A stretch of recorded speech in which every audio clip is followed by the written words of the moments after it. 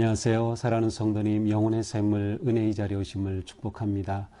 사랑의 주님이 우리와 함께 하십니다. 우리와 함께 하시는 주님을 찬양합니다. 기도합시다. 주님 감사합니다. 오늘도 우리에게 주님의 크신 은혜와 사랑을 부어주셔서 이렇게 생명의 말씀 앞에 세워주시니 감사합니다. 오늘도 주님의 말씀을 기대하고 또한 바라고 기다립니다.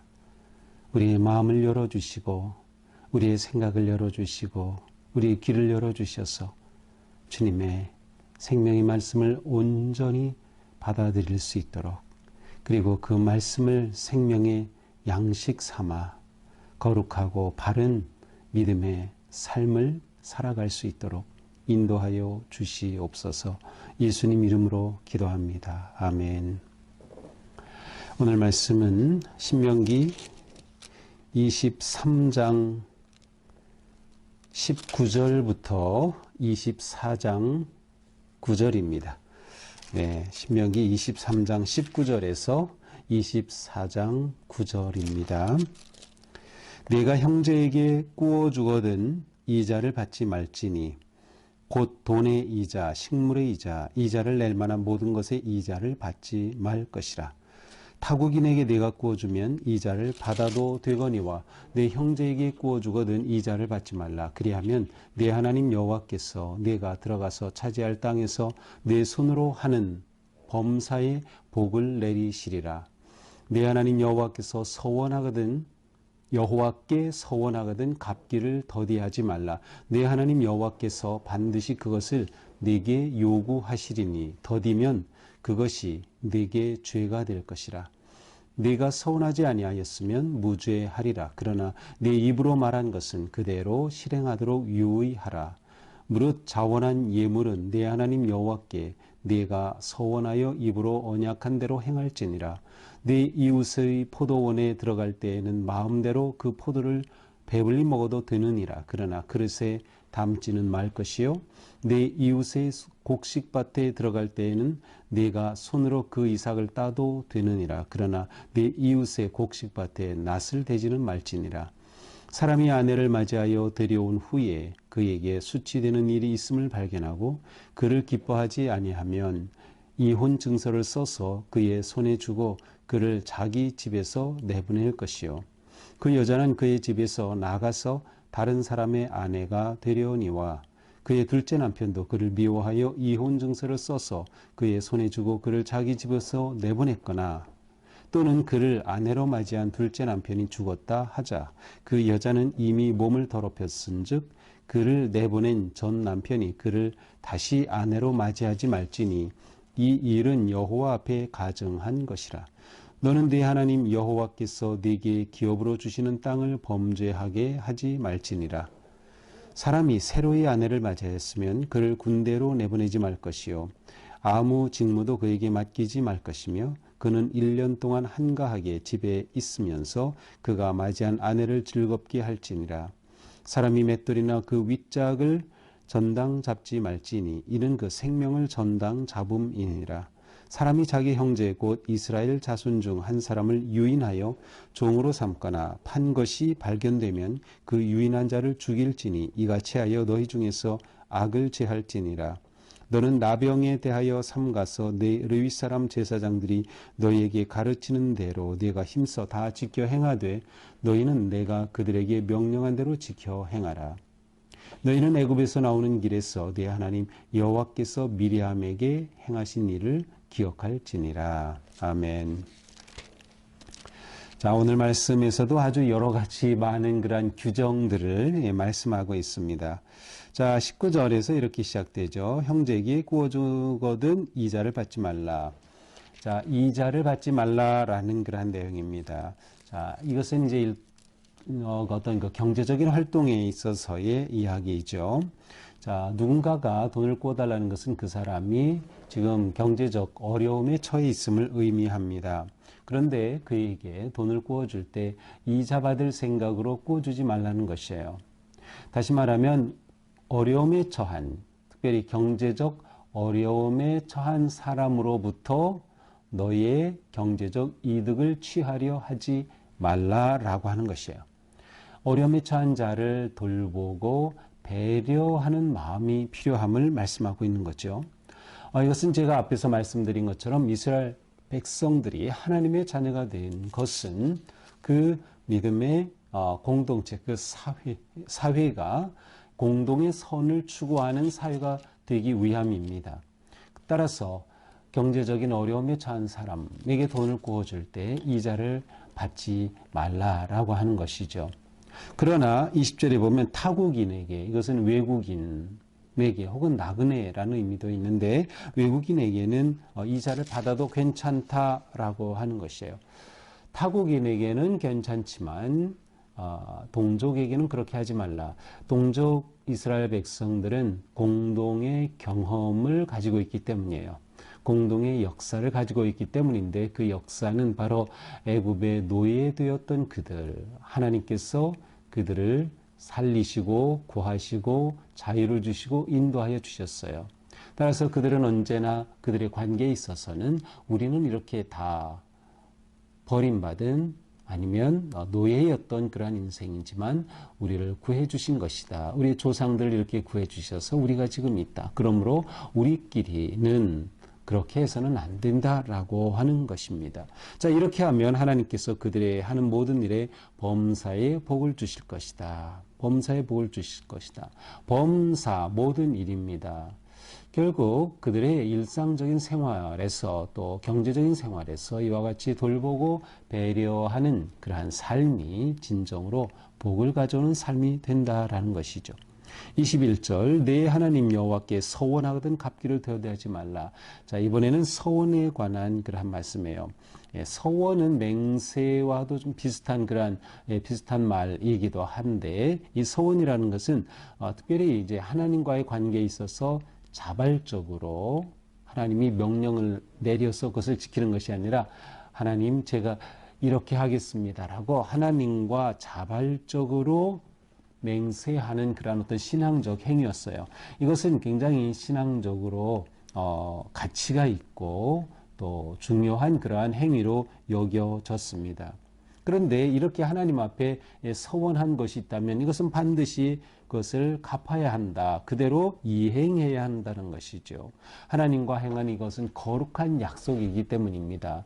예를 들면 제가 나실인 같은 경우 제 입에 포도주를 대지 않고 머리에 삭도를 대지 않겠습니다. 자발적으로 한 거죠. 또 어떤 어머니가 내 아들을 주님 앞에 드리겠습니다. 사무엘처럼 이와 같이 자발적으로 하나님께 약속하고 맹세한 거죠. 서원입니다. 이것은 그것이 이루어질 아니면 그렇게 행해야 할 그때 기한 내에 반드시 그대로 행해야 한다라고 하는 것입니다. 이것은 하나님과의 거룩한 약속이기 때문이죠. 하나님께서는 그것에 대한 행위, 그것을 요구하신다, 그것을 찾으신다라고 하는 말씀이에요. 서운하지 않았다면 아무런 상관이 없어요. 하지만 서운한 것은 자발적으로 한 거룩한 행위라면 반드시 그대로 지켜야 한다. 그러므로 23절에서 네 입으로 말한 것 그대로 실행하도록 유의해라. 무릇 자원한 예물은 내 하나님 여호와께 내가 서원하여 입으로 언약한 대로 행할지니라. 그래서 자원한 예물이라고 되는데 새 번역이나 다른 번역에는 이러한 표현이 번역이 되지 않아요. 그래서 이것은 추가적인 의미적 번역이라고 할 수 있는데 이것은 서원의 어떤 그 내용이 될 수 있습니다. 하나님께 자원하여 이렇게 하겠습니다. 실제로 우리가 하나님께 드리는 그러한 예물은 서원하는 것과 같이 우리의 자발적으로 그러한 마음으로 결정하는 것이죠. 그때에 우리가 마음으로 정한 것은 그대로 다 갚아야 하는 겁니다. 이행해야 하는 것입니다. 제가 하나님 이렇게 드리겠습니다. 그랬다고 하면 선과 같이 그대로 행해야 한다라는 것이죠. 자, 24절은 포도원 또 아니면 곡식밭에 들어갔을 때 일입니다. 자, 이웃의 포도원에 들어갈 때는 마음대로 포도를 배부리 먹어도 된다. 그러나 그릇에 담지는 말라. 여기서 포도원에 들어간다. 내 포도원이 아니에요. 이웃집의 포도원인데 거기에 들어가서 내가 포도 마음대로 따먹어도 된다는 말씀이에요. 이렇게 되면 이게 괜찮을까요? 여기에는 어떤 전제가 있죠? 이 사람이 배고프다는 겁니다. 굶주리고 있다는 거예요. 그래서 이 사람에게는 먹을 게 필요한데 이웃집 포도원에 포도가 열렸을 경우에 들어가서 그것을 포도를 따먹는 것을 허락하는 겁니다. 그러나 이 사람이 들어와서 그냥 가서 따먹는 거는 괜찮지만 그릇을 가지고 가서 포도를 가지고 온다. 그거는 금지하고 있습니다. 나그네나 아니면 배고픈 자를 보호하기 위한 그런 법이에요. 그러므로 포도원이 있다라는 것은 이 사람은 그래도 살 여유가 있고 부자입니다. 먹는 게 걱정이 안 될 사람이겠죠. 이러한 사람이 지금 배고픈 사람 아니면 나그네가 굶주려서 그 밭에 들어와서 포도를 딴다 그것은 허락해야 하는 그러한 규정인 것이죠. 굶주린 자에 대한 배려와 돌봄의 규정입니다. 또 25절에서는 곡식밭에 누군가가 들어가서 곡식을 따서 손으로 그것을 곡식을 먹을 때 그것은 괜찮다. 하지만 낫을 가지고 가서 추수하듯이 그것을 베어가는 것은 안 된다라는 것이죠.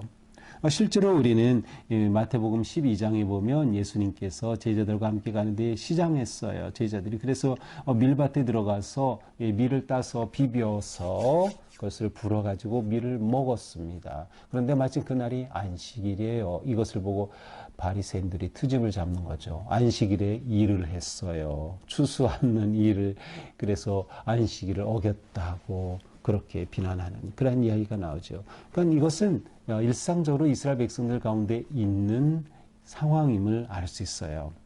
이 뭐 저도 어릴 때 초등학교 때 학교 가면서 그 밀밭에 밀을 막 이렇게 비비면 이제 밀알이 나오죠. 그리고 그 밀알을 계속 이제 씹어요. 그러면 그게 껌이 됩니다. 그래서 껌으로 씹고 다니고 했던 그런 생각이 나는데 옛날에 배고픈 사람들이 이렇게 먹는 것 이거 다 허용이 돼요. 하지만 이것이 자기 욕심으로 낫으로 한다거나 그릇 가지고서 포도를 따는 것 안 된다라고 하는 것이죠. 저는 이것을 보면서 참 넉넉한 그런 마음의 농사꾼, 넉넉한 마음의 사람들이 되라고 하시는 말씀이구나. 얼마나 이러한 것들이 이스라엘 백성들에게는 정말 좋은 그러한 규정일까요? 자, 24장으로 넘어가서 여기서는 이혼과 재혼에 관한 일입니다. 어떤 사람이 결혼했는데 사는 동안에 아내에게서 수치스러운 일이 있음을 알게 되었어요. 자, 여기서 수치스러운 일이라고 하는 것은 가장 먼저로는 성적인 부정 행위를 의미합니다. 또 그 다음 3절에서도 미워할 일이 있다라고 하는 이러한 것들이 있는데, 자, 어쨌든 이런 수치스러운 일이 발견되었을 때 남편이 이것을 기뻐하지 아니해요. 기뻐하지 아니한다라는 것은 은혜를 입지 못하는 것을 의미해요. 그러니까 남편이 이러한 것이 있을 경우에 그것을 무슨 일인지 알고 만약에 은혜로서 그것을 덮어주거나 또 다시금 받아주거나 그렇게 해주면은 괜찮겠죠. 그런데 남편이 은혜를 베풀지 아니한다고 하면 이혼 증서를 써서 이 사람을 내보낼 수 있다는 거죠. 그렇게 이혼할 수 있는 거죠. 이혼 증서를 써준다는 것은 어떻게 보면 하나의 그 보호의 방법이기도 해요. 왜냐하면 이혼 증서를 써주지 않으면 이 여인은 또다시 재혼하는 것이 불가능하니까요. 그래서 이혼 증서를 써주어서 이 여인이 누군가와 재혼할 수 있게 해주는 겁니다. 자, 그런데 이렇게 누군가와 재혼했어요. 3절에. 근데 재혼했는데 이 두 번째 남편도 미워해서 이혼 증서를 써주면 이 여인은 또 쫓겨나는 거예요. 아니면 이 두 번째 남편이 무슨 사고로 인해서 세상을 떠났다. 그렇게 되면 다시 혼자가 되죠. 근데 만약 이렇게 되었을 경우에 이 여인은 첫 번째 남편과 다시 재혼할 수는 없는 것이다 라는 그러한 규정입니다. 물론 여기서 우리가 이혼에 관해서 좀 더 살펴볼 필요는 있겠지만 그러나 그것이 중요한 것이 아닌 것 같고요. 일단 이스라엘 사람들에게 있어서 이것을 이제 해석하는 그러한 미슈나라든지 그것을 또 규정한 탈무드 같은 것들이 있는데 거기에서는 참 지금 우리가 볼 때는 말도 안 되는 일들이 있어요. 그러면 남편이 볼 때 아내가 미워서 이혼 증서를 써준다. 어떤 행위가 미움냐? 음식을 제대로 안 해주는 것까지 다 해당이 돼요. 이건 말도 안 되죠. 이것은 너무나도 남자 중심적인 그러한 잘못된 그러한 생각이죠. 어쨌든 이 고대에 이러한 규정이 있음으로 인해서 여기서 긍정적인 것은 그 아내를 보호하고 다시 재혼을 허락할 수 있는 그러한 여지를 두는 것으로 볼 수 있겠지만 그럴 경우 특별히 여기서는 이 아내의 수치되는 일고 성적 부정행위라고 하면 이것은 마땅히 그렇게 있을 수 있는 상황인 것을 알 수 있습니다. 자, 어쨌든 이렇게 된 경우 다시 먼저 남편과 재혼할 수 없는 것이다 라고 하는 것. 이렇게 해서 하나님께서는 그 땅에서 범죄가 생기지 않도록 하시겠다라고 하는 것이죠. 4절에 내게 기업으로 주는 땅을 범죄하지 않게 한다. 기업으로 주는 땅, 그 땅은 하나님이 주신 약속의 땅입니다. 약속의 땅은 약속을 파기한 자들의 삶이 그 땅을 더럽히는 겁니다. 따라서 처음 결혼하면서 약속을 했던 것을 파기하지 않도록 하기 위한 규정이라고 보면 더 좋을 것 같습니다. 5절 여기서는 이제 신혼부부의 경우 그는 1년간 징집 면제 군대 앞에서 우리 이 항목 본 적 있죠? 1년간 징집 면제하여서 결혼 생활을 행복하게 할 수 있도록 보장해 주는 거예요. 1년 동안 한가하게 1년 동안 그렇게